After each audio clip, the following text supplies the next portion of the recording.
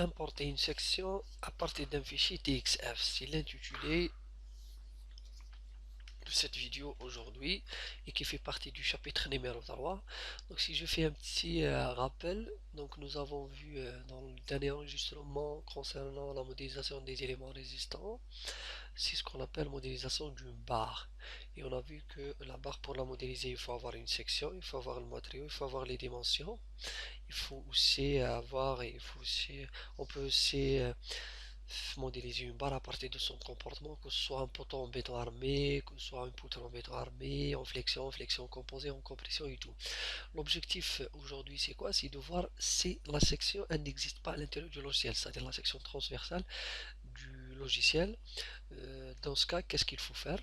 Donc je fais un petit rappel, par exemple pour modéliser une barre, donc c'est toujours structure barre. Là, il faut en premier lieu choisir le type de la barre, qui peut être en fonction du matériau, il peut être aussi en fonction du comportement de la barre, et par la suite, il faut sélectionner la section. Donc, si je prends à titre d'exemple une poutre en béton armé, là j'ai déjà une liste utilisée, moi je voudrais ajouter une autre section. Si je viens par là, donc nous voyons ici que pour les poutres en béton armé, donc ça c'est le matériau, ça on verra après, il y en a que 4 types de sections. Mais il y a des sections qui n'existent pas ici. Je prends un titre d'exemple, les sections modélisées sur AutoCAD. Cette section, par exemple, elle n'existe pas au niveau du logiciel. Donc, pour cette section, il y a des gens qui utilisent, c'est à titre d'exemple, ils utilisent ce qu'on appelle la méthode des sections équivalentes. L'idée, c'est quoi? L'idée consiste à calculer pour la section qui n'existe pas à l'intérieur du logiciel son inertie et essayer c'est-à-dire de trouver, de proposer une section qui rapproche un petit peu de celle réellement, de la section réelle plutôt. Donc, on va voir aujourd'hui comment ramener une section ou importer ou créer une section qui n'existe pas à l'intérieur du logiciel. Donc, pour cela, il y en a deux méthodes. La première, c'est qu'on va utiliser l'outil calcul ou l'outil définition de section au niveau du logiciel. La deuxième méthode, c'est qu'on va importer la section à partir d'un fichier externe ou à partir d'un fichier d'un autre logiciel, c'est le logiciel AutoCAD. Donc, comment déjà définir à l'intérieur du logiciel une section? Donc, il faut venir par là, outil, définir section. Donc là, vous avez une nouvelle fenêtre pour la définition des sections. Comment définir les sections? Chose qui est importante, il ne faut pas oublier, c'est que les sections, les dimensions des sections, ils sont données en centimètres. Donc ici, comment le définir? Nous voyons la règle ici, donc c'est moins 5, 0. Pour nous, moins 5 à 0, donc c'est 5 cm. Donc si je dis moins 15 à 5, 2, c'est, comment dirais-je, c'est 20 cm. Les choses qu'on le voit ici, c'est en centimètres. Donc je prends un exemple, une section comme ça, premier point. Je remarque ici que pour chaque point, deuxième point, il faut donner à chaque fois les coordonnées par rapport à quoi? Par rapport au repère 0, 0. Donc si je prends la section de l'AutoCAD, donc je suis obligé de faire ça, mais c'est pas exact. Bon, comme ça par exemple, peut-être comme ça, peut-être comme ça, et peut-être comme ça. euh, Comme ça et par la suite comme ça. Donc là la section pour la maîtriser c'est un peu difficile. Pourquoi? Si vous voyez déjà ici la section elle est un petit peu dissymétrique. Pourquoi? Parce qu'à chaque fois je suis obligé de déterminer ou de fixer les coordonnées.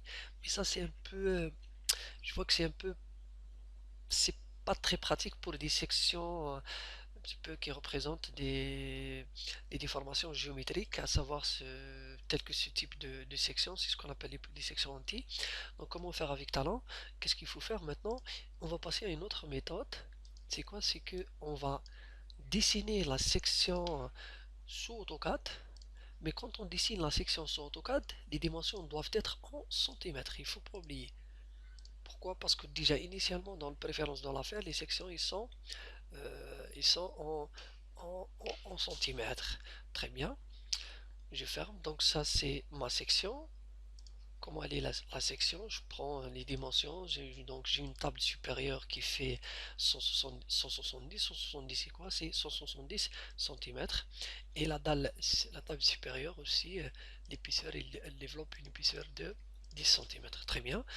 Donc la retombée de la poutre, c'est 2,40 m. Très bien, je rappelle, les dimensions ici doivent être en centimètres. Donc la méthode consiste quoi? Consiste en premier lieu à enregistrer cette section se forme sur l'extension DXF. Comment le faire? Je viens par là,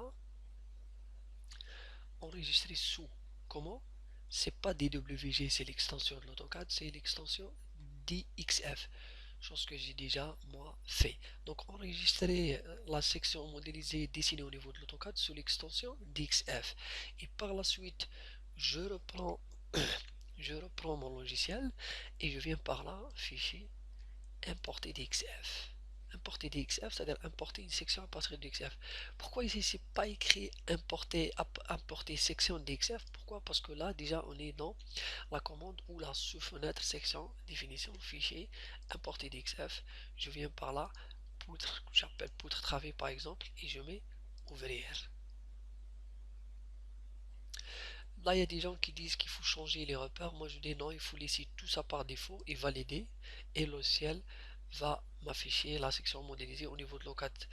Ce qu'il faut aussi savoir, c'est que quand le logiciel importe la section, il affecte automatiquement un matériau de type AC. Et aussi, quand nous pouvons exporter la section, considérer que l'exportation est correcte, c'est quand vous avez la chure comme ça, envers, c'est-à-dire il y a un remplissage complet de la section. Et pourquoi ça? Parce qu'il faut à chaque fois veiller à ce qu'il n'y a pas de discontinuité, c'est-à-dire que le contour de la section modélisée est fermé.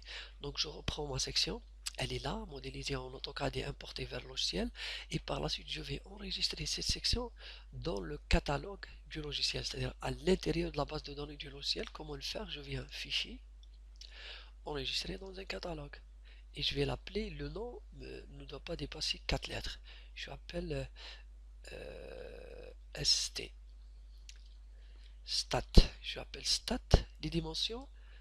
Là, les dimensions, ça ne veut pas dire qu'il faut, ça veut pas dire les dimensions de la poutre, mais c'est juste une indication, c'est juste une codification pour la lecture par la suite.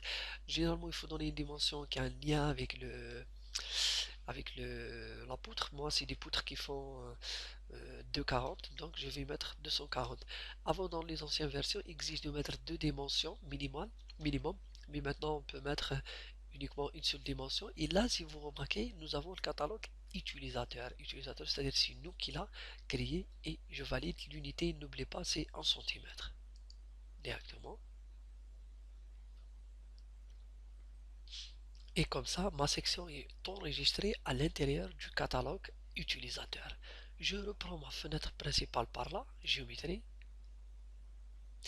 et je vais maintenant utiliser ma section importée. Ce qui est important, c'est que la section importée, qu'est-ce qu'on a dit? Le matériau, c'est matériau par défaut AC. Donc là, il faut venir dans le type bar, c'est-à-dire c'est AC. Section, je viens par là, mais dans la base de profil, je dois changer à utilisateur. Dans l'utilisateur, donc qu'est-ce qu'on a? On a la famille. La famille, c'est ce qu'on appelle le nom, celui qu'on a vu en quatre lettres. Donc nous, c'est la famille stat. Quelle stat? Donc c'est stat parce que ça peut avoir stat 240, 200, 300, je sais pas quoi. Donc nous, c'est la section stat 240. Comme ça, j'ai choisi ma section importée à partir de l'AutoCAD et je l'ajoute à la section, à la liste des sections utilisées. Je ferme, je reprends ma fenêtre pour barre et je commence à modéliser. Premier point, deuxième point. Je ferme. Là, je peux cliquer déjà à droite. Clique à droite, propriété de l'objet. Bon, la première des choses, on voit bien que le matériau affecté par défaut c'est AC, donc je peux changer par béton armé par là. C'est un petit peu avancé, mais on verra ça après. Et je valide.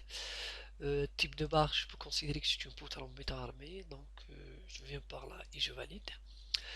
Caractéristiques, on voit bien notre section. Donc là, nous avons 170, c'est une indication sur la largeur maximale, et 240, c'est une indication sur la hauteur maximale, donc c'est la retombée de la poutre, et ça, c'est les caractéristiques du matériau.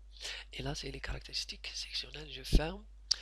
Je peux vérifier un petit peu le croquis de la section, chose qu'on n'a pas vu encore, mais c'est pas grave, pour afficher croquis, c'est par là.